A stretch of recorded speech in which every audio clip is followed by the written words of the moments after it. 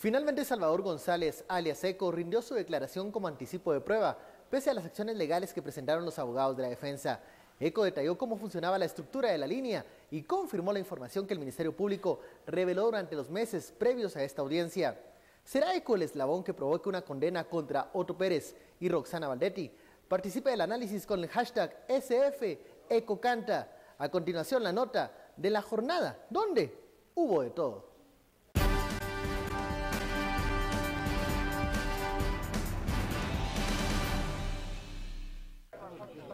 En la continuidad de la audiencia de declaración como anticipo de prueba de Salvador González Álvarez, alias Eco, los defensores de los sindicados presentaron acciones de reparo para continuar atrasando la declaración. La defensa de Claudia Méndez interpuso un recurso de excepción ante la falta de acción contra el querellante de la Procuraduría General de la Nación por establecer la falta de denuncia y querellarse en los procesos que no le compete, razón por la que debió separarse del caso. Alrededor del mediodía, Salvador Estuardo González Álvarez fue llamado a la audiencia para emitir su declaración y ante los medios y las miradas de las partes procesales inició como colaborador eficaz.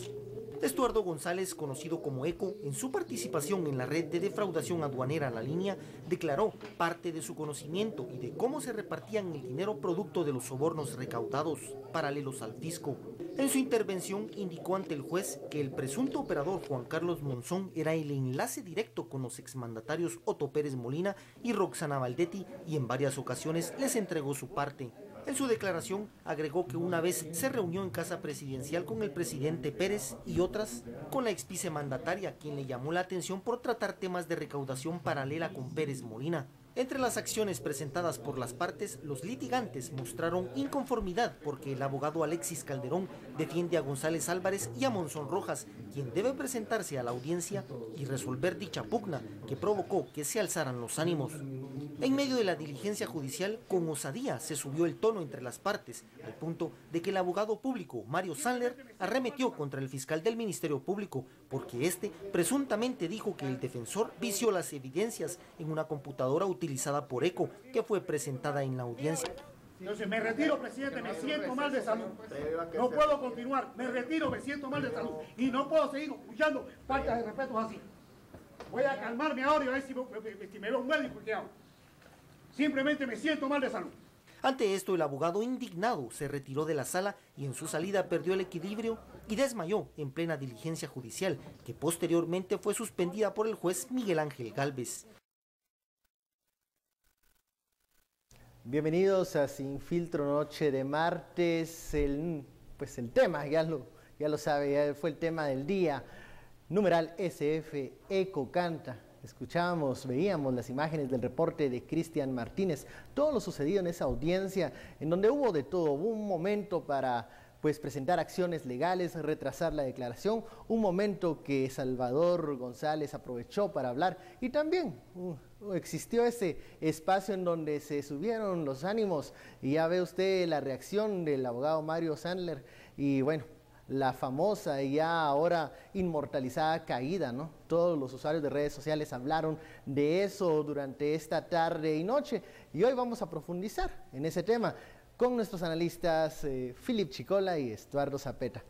Philip, entremos ya directamente a esto. ¿Se esperaba nueva información de lo que dijera Eco? Ayer hubo acciones legales para detener esa esperada declaración. Bueno, buenas noches, Carlos, buenas noches, Estuardo, y a todos los televidentes.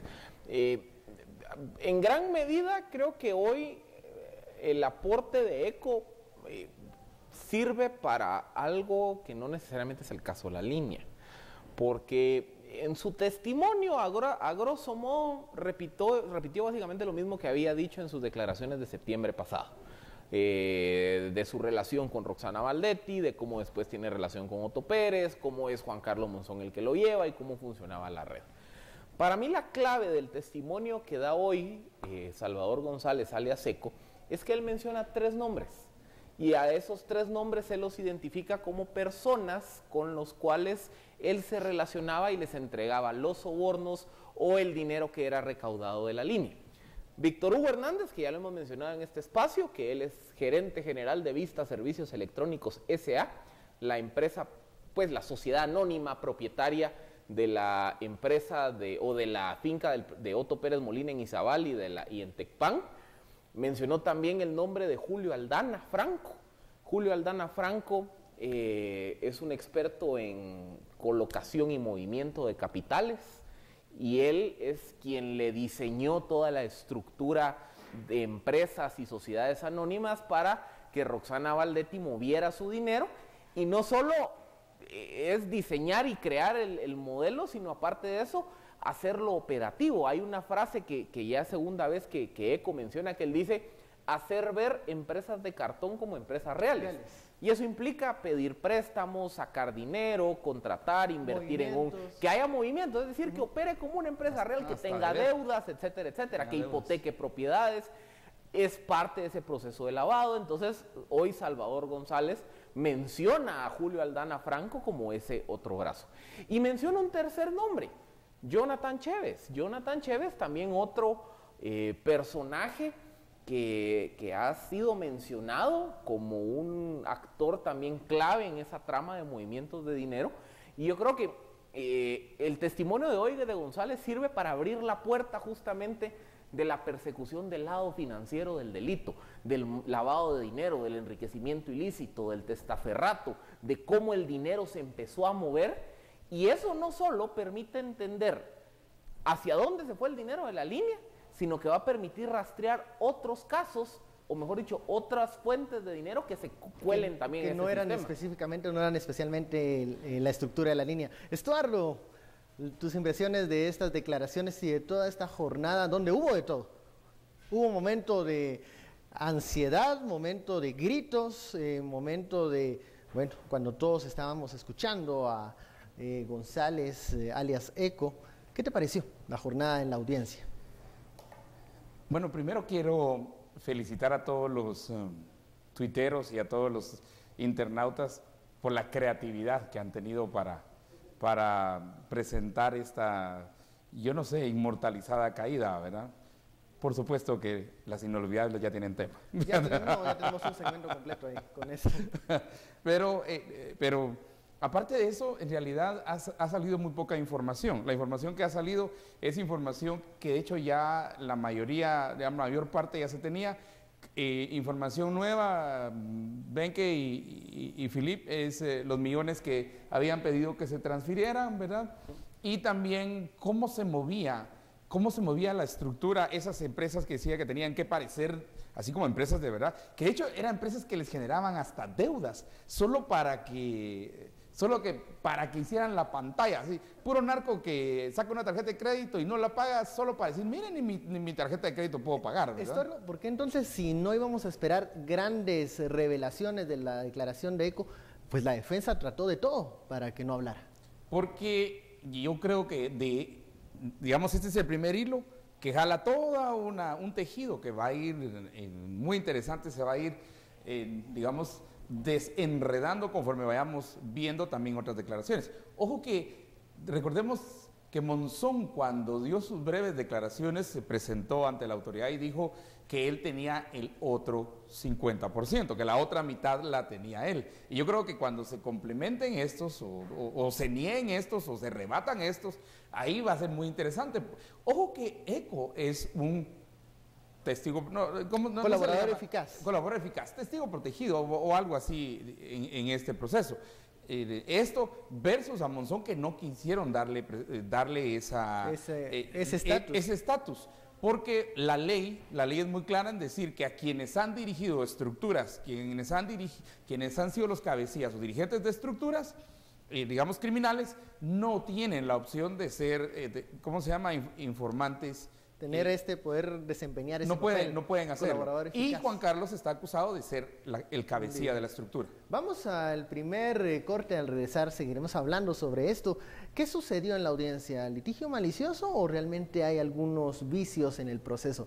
Usted puede opinar enviando sus comentarios con el numeral SF ECO Canta. Volvemos luego del corte.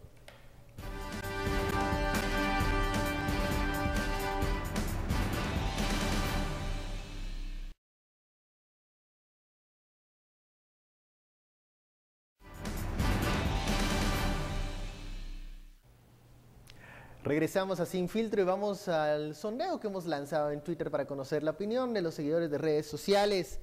¿Quién logró mayores resultados en la audiencia del caso La Línea efectuada esta tarde? Bueno, estos son los datos preliminares. 74% de los usuarios de redes sociales dice que ECO obtuvo mayores resultados al dar su declaración finalmente. Y hay un 26% que opina que la defensa logró su objetivo. Philip, lo que vimos hoy en la estrategia de la defensa, ¿no?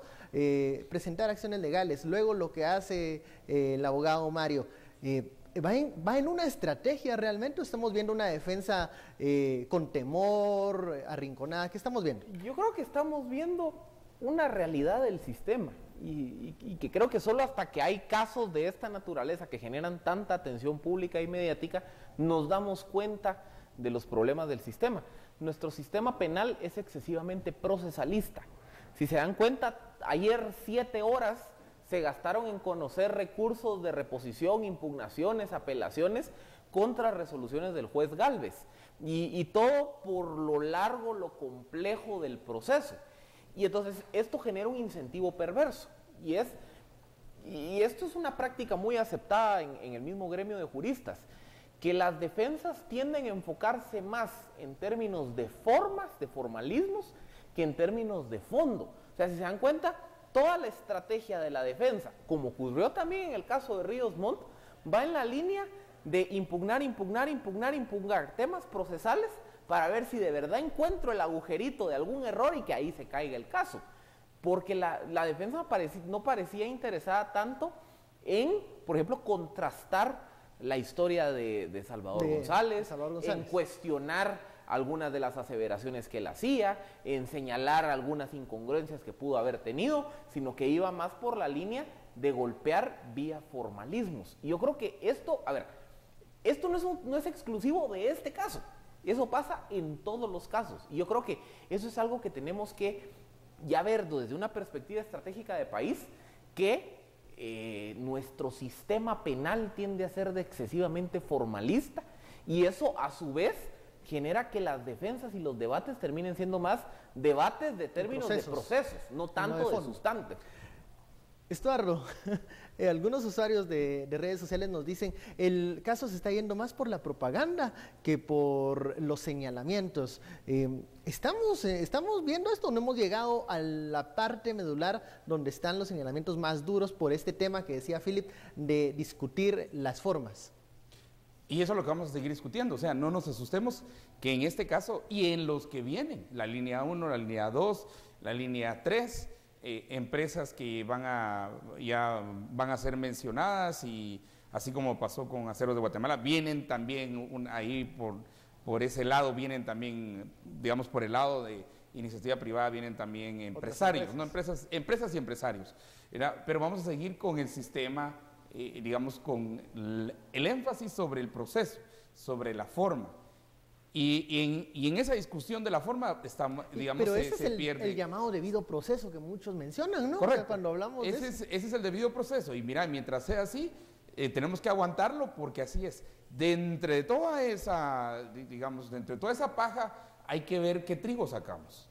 Y por eso hay que estar atento. Creo que la defensa es tácticas dilatorias al final del día. Eso es normal aquí en el mundo, no solo en Guatemala, no solo en Europa. Aquí también eso, y uno quisiera que no se hiciera. Para principiar, esto debió haberse dado, esto tenía fecha para, creo que 7 de diciembre. Sí.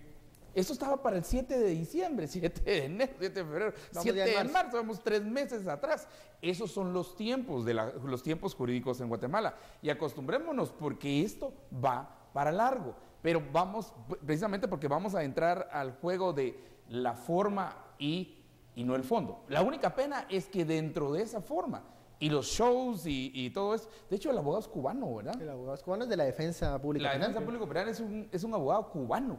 Que defiende a un técnico de aduanas, a Mario Ávila. O sea, sí. no defiende a uno de los pesos pesados. peces gordos. Pero acuérdate que no importa, quien dé el show es irrelevante. Que lo dé es lo importante. Y que funcione y detenga todo. Funcione y que básicamente, como en fútbol, se haga un colocho ahí, se retuerza el disque de dolor y entonces el tiempo siga corriendo. Vamos al segundo corte, regresamos con mensajes de la audiencia y también para seguir profundizando en el tema que detuvo la audiencia esta tarde, la famosa laptop. Bueno, vamos a regresar luego de este corte.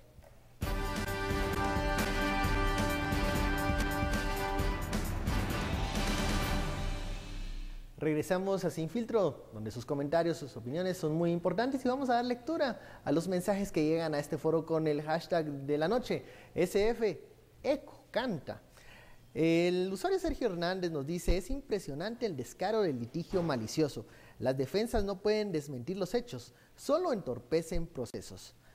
El siguiente mensaje que nos llega del usuario Cristian, numeral SF Eco Canta, como lo dijo el mismo Eco, que se sepa solo en 3 aduanas lo realizaron, saber ni en cuántas más. Y iremos en todas.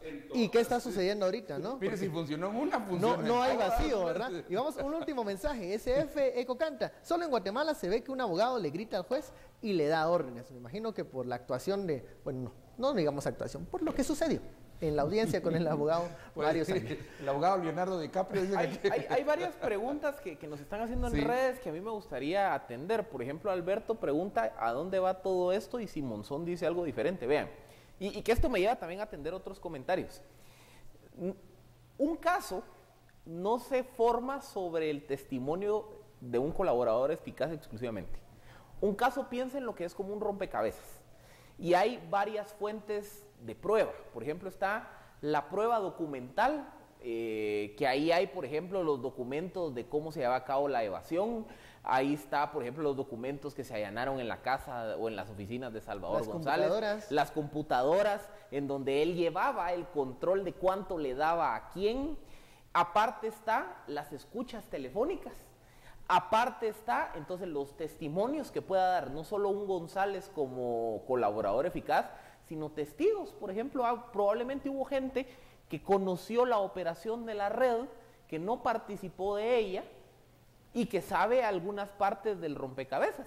Y una cuarta fuente de prueba o de medio de investigación, porque todavía no hemos llegado a juicio, son los movimientos financieros. Entonces, por ejemplo, el caso es armar ese rompecabezas, es decir, bueno, yo en la escucha estoy diciendo que estoy oyendo que dicen esto, y Eco viene y me confirma esta hipótesis, y yo después veo, y esto es lo que yo encontré en estos correos de la computadora. O cuando Eco dice, es que yo le daba tanto a Vanletti, tanto a Monzón, bueno, vámonos a ver los movimientos financieros, entendamos toda esa maraña de empresas y de SA, pues aquí el dinero entró de esta vía, es decir, no hagan, no se trata de que solo porque el colaborador eficaz dijo es A, B, C y D, ahí se queda todo. Hay que contrastar su declaración con otra prueba, ¿verdad? Ojo que lo que dice el colaborador eficaz no es palabra divina. No, pues tampoco. El colaborador eficaz lo que está haciendo es salvando su pellejo.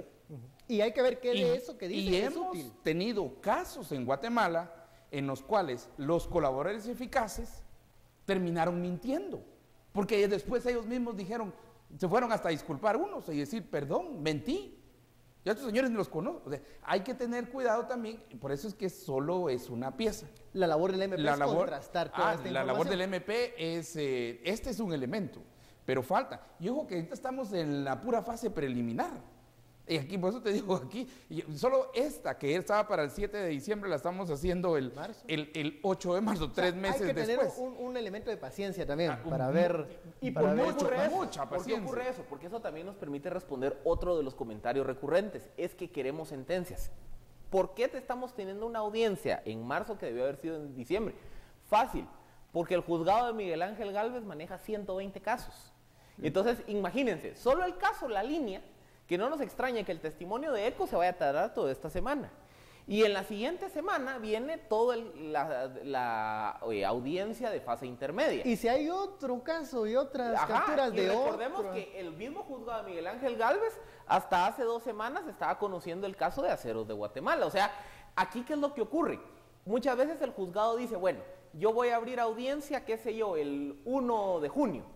Pero en el ínterin caen casos, hay audiencias, entonces se reprograma y se reprograma. Entonces hagan de caso que es ir pateando la pelotita. Necesitamos clonar al juez Gálvez. Y si bien, y si las cosas salen bien, la audiencia termina dándose 6 meses, 8 meses después.